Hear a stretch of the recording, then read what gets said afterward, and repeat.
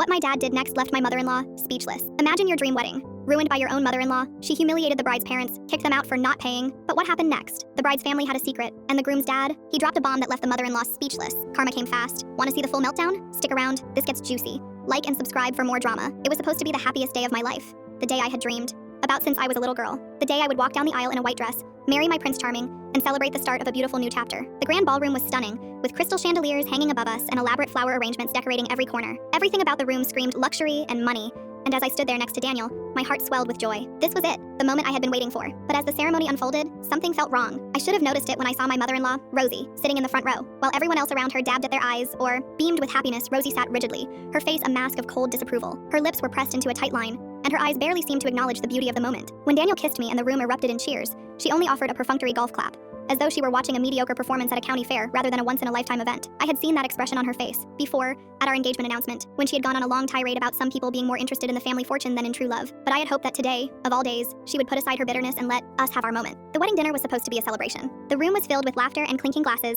as our guests enjoyed the delicious food and the festive atmosphere. But then, just as I thought we could finally relax, Rosie stood up. Her champagne flute was held high in one hand, and she wore her signature predator's smile, perfectly painted red lips curving in a way that seemed to promise trouble. "If I could have everyone's attention," Rosie said in a voice that was sickly sweet, but with an edge that made everyone fall silent. The room went quiet, and all eyes turned toward her. I could feel Daniel's hand tighten around mine in warning. "What's she doing?" he whispered, his voice full of tension. But Rosie was already in motion, her gaze sweeping across the room with the precision of a hawk. "I'd like to address something that's been bothering me all evening," Rosie continued, her voice laced with a strange kind of amusement. Daniel's grip on my hand tightened, his knuckles turning white. Everyone seemed to hold their breath, sensing that something was coming. And then it happened. Rosie's gaze landed on my parents, who were sitting at the back of the room. I could see my mother's face drain of color, and my father's hand froze mid-air, his fork still gripped tightly. I didn't understand what was happening at first. Why was she looking at them like that? What had they done to deserve her attention? "You know," Rosie said, her voice now dripping with condescension, "I find it absolutely fascinating that some people think they can just show up to a wedding they haven't contributed a single penny to." There was a sharp intake of breath from the crowd. I felt my chest tighten, my throat closing with the shock of it all. My father set down his fork with a clatter, his face a mixture of confusion and hurt. Rosie wasn't done. She took a delicate sip from her champagne flute,